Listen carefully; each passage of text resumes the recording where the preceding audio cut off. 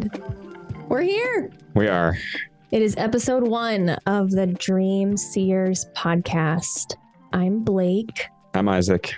Should we tell each other a little bit about the other ourselves? one? Yeah, sure. yeah. Okay, Why not? I'll describe Isaac and then Isaac will describe me. I'm a little scared. We're married and we have been married almost 10 years as of the date of recording this podcast. We're about to celebrate our 10th wedding anniversary and I'm so excited. And he told me he has a surprise for me for our 10-year wedding anniversary, but he told me back in December and our anniversary is not until May. So I'm just left here being tortured. Well, it was a combination Christmas and anniversary gift. I just didn't give it to you for Christmas. Christmas. Right. Just to play here. It's more exciting that way, right? Yeah, it is really fun. So anyway, Isaac, what do I say about you? He's really handsome, obviously, but that's a point that I don't need to disclose. It's also rather subjective. No, I think you're empirically pretty beautiful. Also subjective. You are an entrepreneur. You're creative. You are a dreamer, obviously, or we wouldn't be sitting here.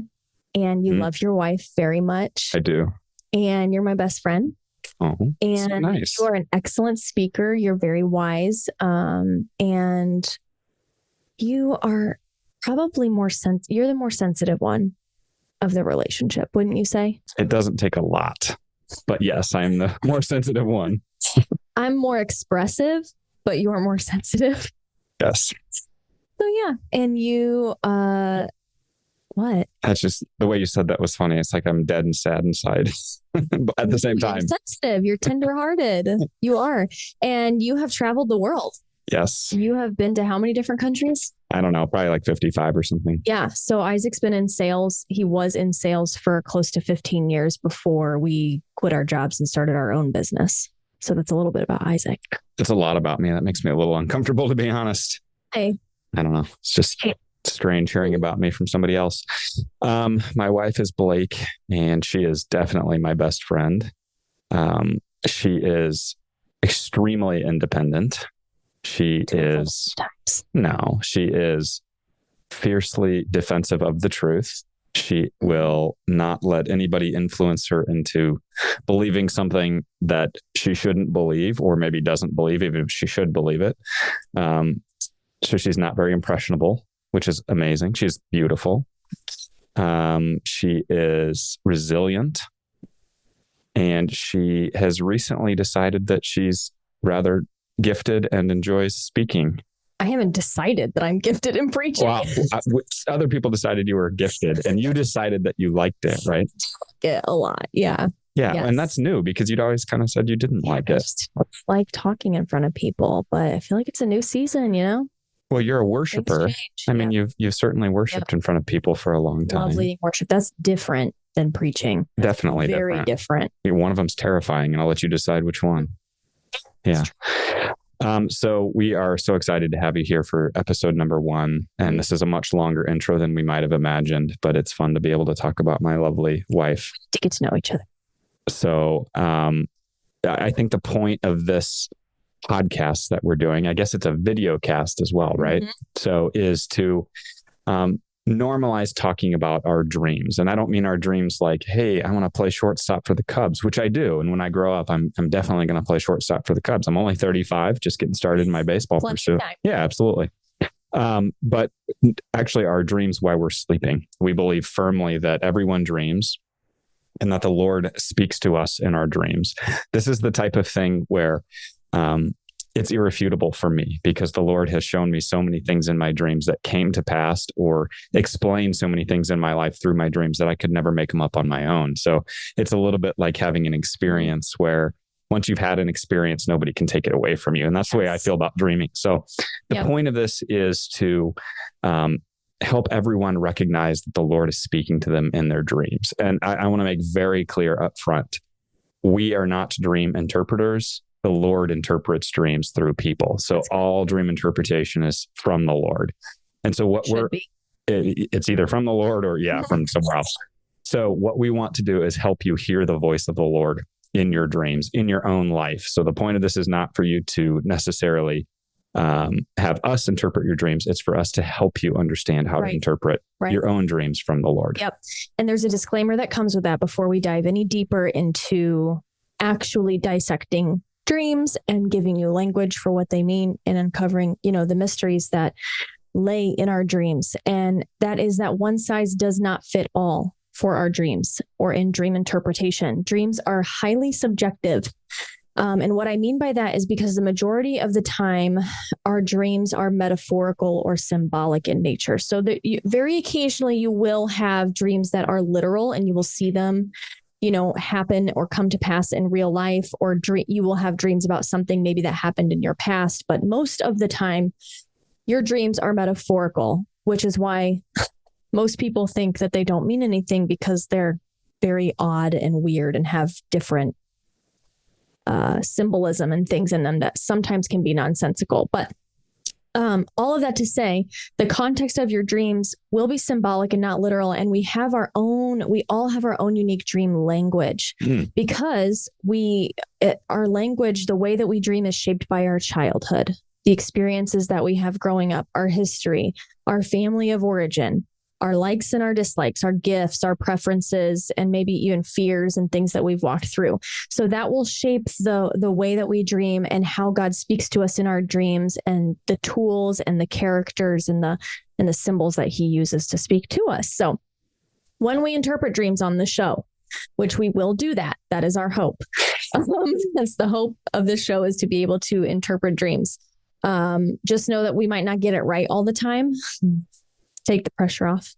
Definitely. Yeah. Might not get it right. And normally we've looked at the dream off camera, off the mic. So we have biblical interpretation and we have counsel of other people as well. So we're not doing it off the cuff. Typically we have already researched each of these dreams. Yeah. And we will always be utilizing two key elements when we are offering a dream interpretation. And the first one, I would say the less important one, is, like you said, knowledge and skill and referencing, experience, working from our own, sample size of dreams that we've had over several decades. And, just the studying and the mentorship that we've gotten from others in this realm who are ahead of us and have more experience and more wisdom to share. As well as, our own experience with dreams and figuring out what certain things can mean over time. And then the second is the most important, and that is the wisdom of God. Right. We always, always, always look at a dream through the lens of using the wisdom of God. And what I mean by that is man's wisdom, the tree of the knowledge of good and evil, what we can mentally rationalize and take in through our minds can only get you so far. You can interpret dreams just using a book or, your intellect, but it will lack the heart of God behind the reason or the why in the dream. Like, what's the purpose? What's the message being communicated to you in the dream? And so we are always relying on the backing of heaven's wisdom to truly unlock doors of revelation regarding, the destiny that is that lies in our dreams and that shows you where you should go and that where God is wanting to take you and the things that are waiting for you there. So yeah, that's good. And I think it's really important that we also talk about who this is for, because this is primarily for people who believe that God is speaking to them or will believe. I hope to prove to some people that they will believe it, but it's also for unbelievers who God is also trying to talk to through your dreams to actually speak to you. I think dreaming is a very vulnerable place. So oftentimes the Lord is coming into our dream life and he's speaking to us in our vulnerability. So I think that's especially true for unbelievers as well. I also want to talk to people who may be skeptical about dream interpretation. I was right there. I raised my hand because for me, this is the type of thing where I think most people in my circles would have thought that this was kind of crazy. But now, having experienced what I've experienced, there's nothing on earth that could convince me that the Lord wasn't speaking to me through my dream. So if you're skeptical of this, I hear you. I totally do. Give it a chance. I bet you that if you ask the Lord for a dream, even tonight, he would give you one. And I just ask you to be open-minded to what that might mean, because it can change your life and it can change how you hear from the Lord. So I think especially men out there, if you're thinking, I don't know about this, I hear you, but just give it a chance and ask the Lord for a dream. Is that fair? Well, yeah, because I mean, I think you and I both have had people who have come to us because we're pretty much open books with our dream life at this point. We talk about regularly about the fact that, God gave me a dream last night that communicated this to me. And I was able to, it gave me clarity in something that I was going through or hope about something in the future. And so we talk about that regularly. It's a part of our lives, but we've had people come to us and say, my dreams I don't think you really understand. My dreams They're are too kind crazy. of, this just doesn't make sense. Yeah, they're too wacky. There's no way that God's speaking to me in my dreams. So we kind of, in a way, put the Lord to the test sometimes by saying, send us a dream and we guarantee that we will be able to show you what God is trying to say to you. There's no doubt. And he always comes through. And he comes through for us every time. Something to keep in mind. Don't you think this is the case? The crazier the dream, typically the more you write it off, but actually the more layered and nuanced the dream is, the more the Lord is trying to unveil it in layers, like an onion. It's like ogres. They're like onions. Dreams are like onions. Oh my word. Look at that. It is beautiful. Shrek is beautiful. No, I think, you might have a crazy dream and be very tempted to write it off to last night's burger or something. But oftentimes those are incredibly revelatory and you should pay attention. And normally the crazier the dream, the longer it sticks with you. And a dream that sticks with you that you can't get out of your mind is definitely a dream where the Lord is trying to speak to you.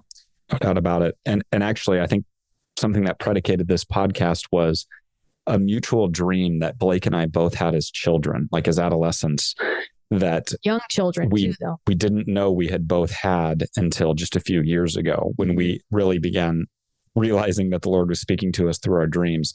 And that dream was, I was at the house that I grew up in and the whole house was totally dark. And I would just slowly walk into the kitchen and the only thing illuminated in light was the kitchen sink. So picture a big beam of light coming down on the kitchen sink as I walk into it. The feeling of the dream was rather cold and dark and damp, kind of foreboding in a way. And looking at the sink, it was turned off, but it was slowly dripping, like really slowly dripping, drip, drip, drip. And that was the end of the dream. And I had this dream at least a dozen times growing up and probably much more. I remember it many times happening. And it was just a few years ago that Blake was telling me that she had a recurring dream and she described the exact same dream. And it was pretty amazing. Do you want to talk about what that dream means? Yeah. So this will be kind of our first interpretation that you guys get to sit in on with us. But yeah, I had that same dream and I remember having that dream as early as 4 years old. Wow. And that is one of the very first dreams I remember having. And I had it was a recurring, repetitive dream that I had growing up from the age of 4, 5 to 15, 16 years old, as I was in high school. But yeah, so when you're interpreting a dream, I'm just going to walk through it.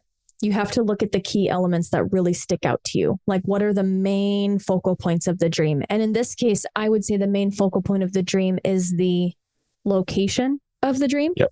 The kitchen. Yep. And the overall feeling of the dream, how did you describe it again? Foreboding, cold and foreboding, yes, dark. A little scary kind of.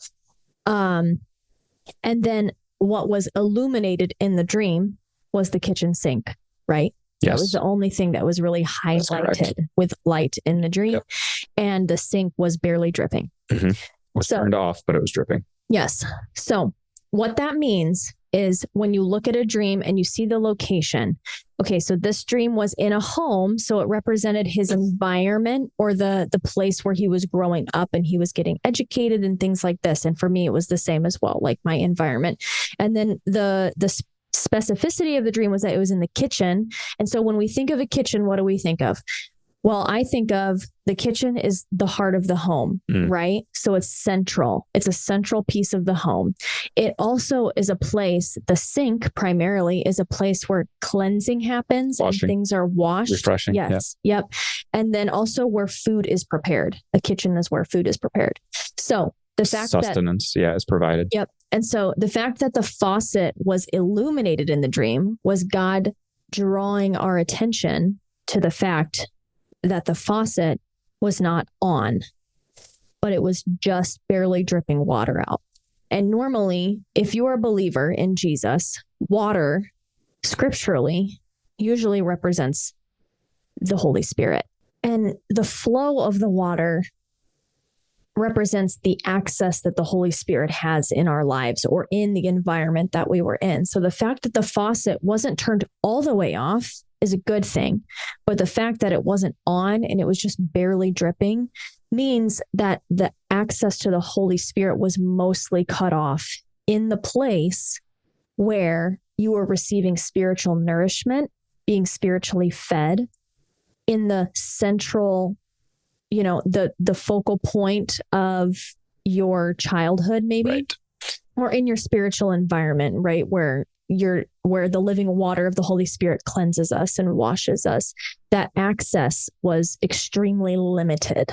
Well, and I think the light only shining on the sink also spoke of the reason why the rest of the environment was cold and foreboding is because the light in this case was coming from the faucet, from the Holy Spirit. And in this case, there was only enough to sustain one little bit of light. And there wasn't enough to really get a drink from the Holy Spirit or wash your hands even or cleanse from it. It was only enough for that little bit and the whole rest of the house was dark. Yeah. And I would even say too, that sometimes light, especially if it's singularly focused on something, that represents revelation or truth. So that's the Lord highlighting to you and to both of us in that dream, like this. So the foreboding feeling, the scary feeling, the hopelessness, this is where it's coming from. Like this is why your environment feels dark and hopeless and cold and lifeless. Yeah. Yeah, right? Absolutely. Is because the access of the living water of the Holy Spirit is being cut off or is being restricted heavily. Yeah, it's being quenched per se. Yeah, quenched. Yeah, absolutely. And I think it speaks to the Lord's creativity and character and uniqueness that he gave two people that wouldn't meet for 15 years after that.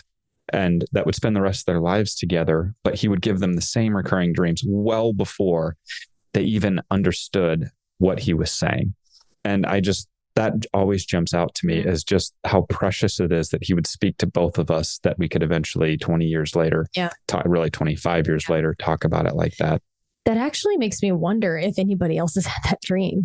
Well, that, and also, if there are other people out there, have you had this dream before? If so, reach out to us or something similar. Because I do believe the Lord speaks thematically, in themes. Sure. Yeah. Well, and I think you should also ask your spouse whether or not they had dreams as a child and see if there's any similarities or intricacies that you could suss out together in that. I think that could be a really life-giving thing to do. Well, I will say that is probably one of my most favorite parts of the day is waking up and we each have our own, quiet time with the Lord. But then we usually almost every morning come together and talk about our dreams with each other and then interpret them for each other. Yeah. And we're able to bounce ideas off of each other and figure out, what does this mean? And then see similarities in the themes of what God is saying to us for our lives. Well, not everything is sunshine and roses either. I mean, he has walked us through periods of great tumult through our dreams and showed us beforehand and prepared us for things that were going to happen. And I think that is something that you really have to be prepared for, is sometimes you're going to hear things that you might not like, but it's to strengthen yourself in the Lord. Yeah. Right. It's to prepare you and strengthen yourself in the Lord. I think the other thing to keep in mind here is just that this is an area where you can't put God in a box. That's because good. Anything that makes the Lord smaller is bad theology. Yes. Anything. And there's so much of that in our culture that makes God smaller. And, it reminds me, I read in Acts this morning, Paul was talking to the Pharisees, and Paul said, why would you presume that God can't raise people from the dead? Just like that, just straight to their face. Why would you presume that God doesn't raise people from the dead? And how much do we see that? I just read yesterday about how someone was talking about limbs growing back at a revival, and somebody else came in and said, like, this is heresy because that would never happen. And I'm like, have you read the Bible? Why would you presume that? So that's very simple theology. But basically, if you are believing something that makes the Lord smaller, it's probably wrong. Yeah. And so that's what makes me excited about just where this podcast is going. Where is it going? I don't know. Okay. That's the point. I don't know. But I just feel like there's endless content for us to be able to talk about, because dreams are, the language of dreams, the way that God can speak to different people in their dreams. And God is always speaking, by the way. It's just us. We tune out to his voice regularly. So the fact that God is always speaking and his voice is continually echoing through eternity and through time just means that we're never going to have stuff to run out of. We're never going to have content to not talk about in regards to hearing him and the things that he has to say to us and the things that he wants to do in dream. Yeah. Like, I've had dreams. We're going to go on a little tangent and then we'll wrap up. I think the whole thing's tangent. Kind of a tangent. Yeah, you're right. I have had dreams where I have been performing supernatural acts, such as? Well, like deliverances on people or casting demons out, or I thought you meant like flying, or. I also have flown in my dreams, but I don't foresee that. I'm not going to say never. I don't foresee that taking place in real life anytime soon. Do you or do you not get wings in heaven? I need this answered. No, but God will allow you to experience something supernaturally in a dream that could actually be an encounter that's waiting for you. That's good. So yeah, I'm excited to hear from all of you who decide to tune in and go on this journey with us, the types of dreams that you're having, how God is speaking to you. And again, thanks for coming along with us on this. We don't have any idea where he's going to take us. And that's part of the fun for me, because I like surprises. You don't like surprises. Yeah. And just to disclaim, just a couple of things. First of all, we're just two broken people that Jesus saved, right? He saved us. He saved us. We're not broken anymore. Thank God. He's healed us and restored us. Yeah. But I just want to put out there that normal, we're prone to get things very wrong. Make mistakes. We have made mistakes. What we say is not gospel. We'll make mistakes. Keep us accountable. Yes. We're going to have fun with this. So don't keep us too accountable, because we're going to just have some fun as well. But just normal people that the Lord saved, and just as unqualified as you, if you may be watching this. And we're not putting ourselves in any other seat other than the unqualified that are willing. So just wanted to throw that out there. And also thank you for joining us on our first episode. So exciting. We have an Instagram, so go follow us at The Dream Seers, and I will have some content available at a link in our bio for you to fill out and submit dreams to us for future shows and episodes. So thanks, guys. Thank you. Excited. Yep. See you soon. Bye.